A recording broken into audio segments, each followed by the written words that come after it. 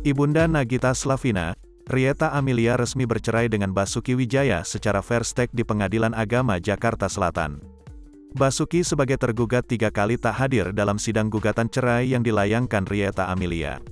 Pengadilan memutuskan Rieta dan Basuki resmi bercerai secara fair stake, karena hanya dihadiri Rieta sebagai penggugat.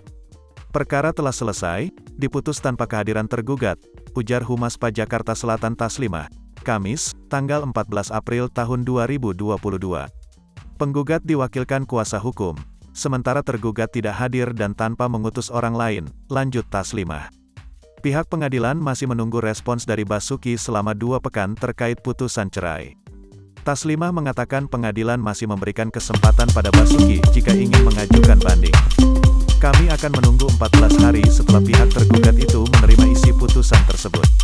Apakah akan menerima banding atau melakukan